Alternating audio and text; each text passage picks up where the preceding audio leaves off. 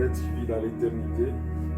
C'est votre humble serviteur, révérend Josué Tissoui. Oui, nous avons un message que l'Éternel nous a mis au cœur afin qu'il puisse parler à son peuple. Ces derniers jours, dans notre assemblée, nous parlons sur la foi. Oui, moi je dis la foi, c'est une assurance absolue en Dieu. La foi nous permet même à surmonter d'autres choses. Parce que la Bible me dit ceci, si l'héritier était pour la loi, donc la foi est vaine. C'est pourquoi par là j'ai vite compris que nous sommes héritiers aussi par la foi. Si c'est par la loi seulement, donc la foi est vaine. Et la promesse est vaine aussi. Amen, amen. Prions. Yahweh, je remets ce moment d'entretien de toi-même. Assistez-nous. Dispose le cœur de ma sœur et mon frère. Tout celui qui nous suit en ce net moment. Au nom de Jésus-Christ. Amen. Je disais à propos de la foi. Bien-aimé, la Bible elle-même nous dit, sans la foi, il est impossible à lui être agréable. Et elle nous a dit, lorsque je vais retourner, est-ce que je trouverai la foi? Donc, ce qui fait la force d'un chrétien, c'est sa foi.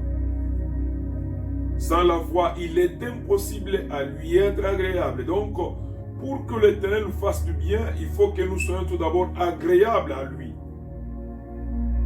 Or, ce qui nous rend agréables à l'Éternel, c'est notre foi en Dieu.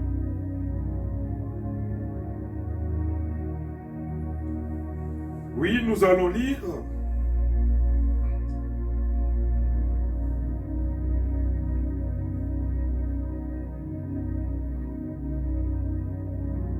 nous sommes dans le livre des Romains, chapitre 4, verset 19. Et sans faiblir dans la foi, il ne considérait point que son corps était déjà usé, puisqu'il avait après à peu près 100 ans, et que Sarah n'était plus en état d'avoir des enfants. Sans s'affaiblir dans la foi.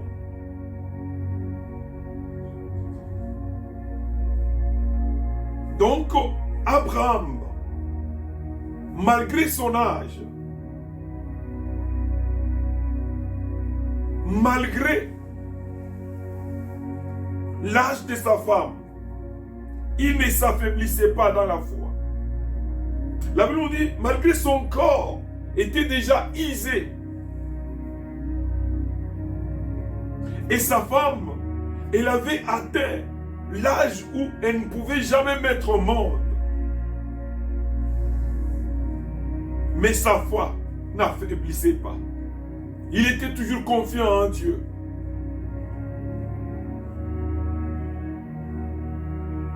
Parce que, bien aimé, Dieu lui avait dit, ce n'est pas Eliezer, parce que lui-même aussi croyait que c'est Eliezer qui sera l'héritier de ses biens. Dieu lui a dit, non, c'est celui qui sortira dans tes entrailles.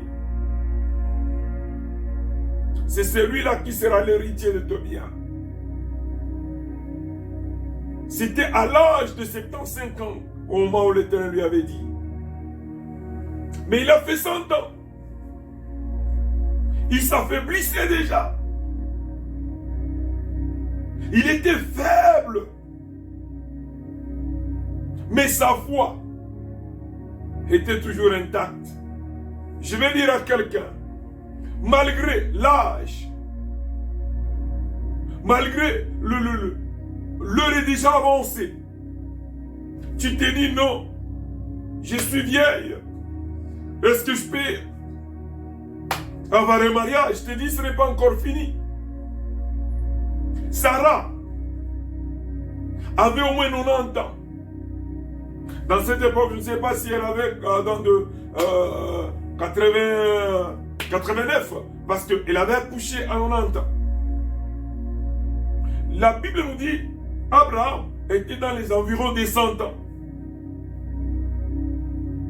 Sarah ne pouvait, biologiquement parlant, scientifiquement parlant, il ne pouvait jamais mettre au monde. Parce que la ménopause commence à 45 ans, révolue. Mais elle, à 90 ans, elle a accouché. Donc je peux dire, la ménopause au carré. Mais malgré l'âge, Abraham l'a regardé. Une vieille dame. Mais il ne s'affaiblissait pas dans la foi. Je vais dire à quelqu'un, ne te décourage pas. Garde la foi. Même si ta promesse a tardé, garde la foi. La foi, c'est l'assurance absolue en Dieu. Même si ça tarde, Abraham ne désespérait pas. Il espérait toujours. Malgré son corps était déjà usé, comme dit la Bible. Mais il espérait, il ne s'affaiblissait pas à cause de son âge.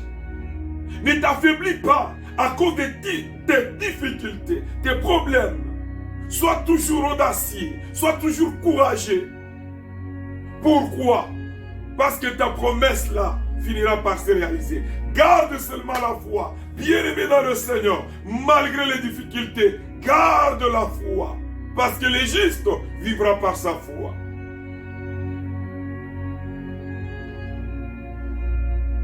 Si tu veux vivre le merveille de Dieu, garde la foi. Malgré son corps était usé, il ne regardait pas son corps, il regardait l'Éternel. Mais toi, tu regardes qui? Garde la foi, bien-aimé.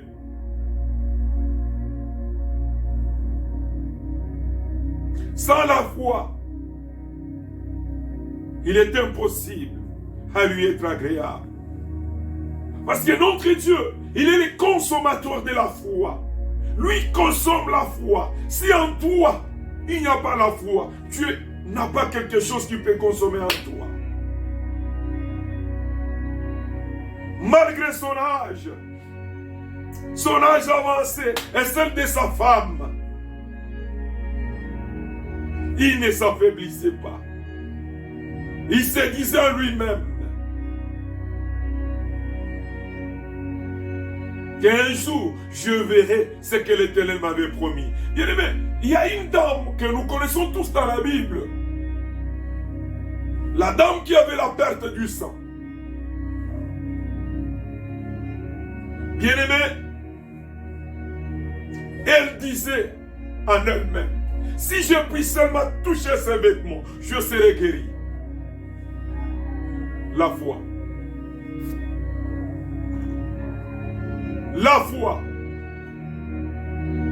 Elle dit, si je puis seulement toucher. Toucher quoi? Le vêtement de qui? Ce n'était pas le vêtement de n'importe qui. Il cherchait le vêtement d'une seule personne. Pourquoi? Parce qu'il avait déjà l'information de cet homme. Toi aussi tu as l'information de cet homme de Jésus.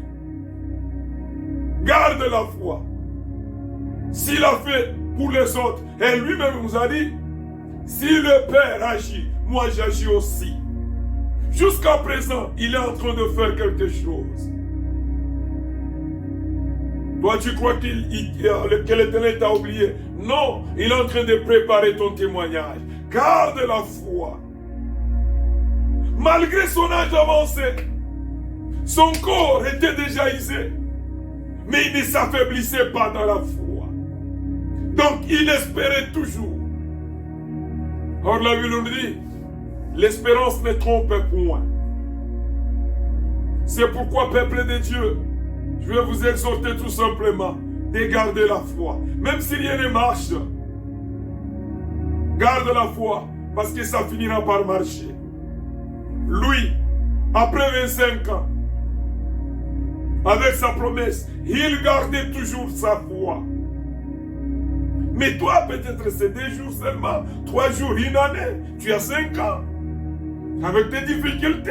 Mais lui avait fait au moins 25 ans, il gardait toujours la foi. Malgré son âge avancé, il disait que l'Éternel fera quelque chose. C'est pourquoi je te dis aussi, ne baisse pas les bras. Continue dans la foi. Parce qu'il y a de cela, à cause des difficultés, il parvient même à abandonner la foi. Non, n'abandonne pas la foi. Demeure toujours dans le Seigneur. Garde la foi. Malgré les complications dans tes activités, malgré les blocages, garde la foi. Parce que c'est lui qui t'a appelé, c'est lui qui t'a promis là. Il est fidèle et derrière sa parole pour la réaliser. Si ce n'est pas aujourd'hui, même demain, garde la foi. Il n'avait pas accepté de céder. Garde la foi. Écoutez, nous sommes toujours dans le livre des Romains.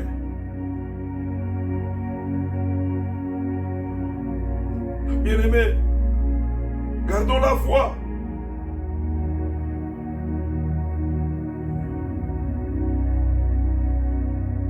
« 4 et 14, la Bible nous dit quoi?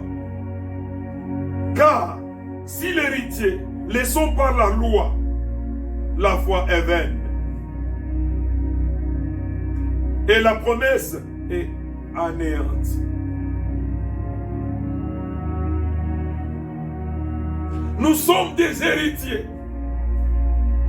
mais pas par la loi. Et la Bible nous dit, si c'était par la loi, donc la foi est vaine. Ce qui constitue, ce qui nous place dans la place favorable devant l'Éternel, c'est la foi, ce n'est pas la loi. Hérité par la loi, bien aimé, il y a des difficultés. Parce que nous avons des familles. Tu as quitté quelque part. Tu viens de quelque part.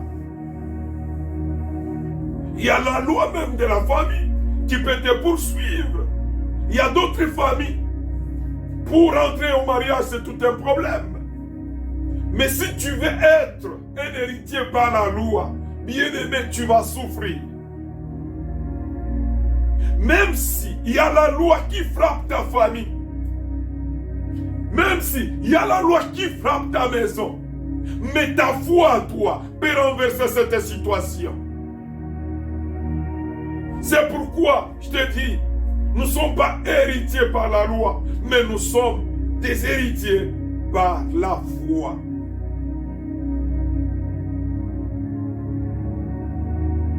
Si c'était par la loi, on ne devrait pas accepter le Seigneur. Parce que la foi est vaine déjà. La foi, comme Hébreu nous dit, c'est l'espérance des choses qu'on ne voit pas. Mais la démonstration. Bien aimé, écoutez.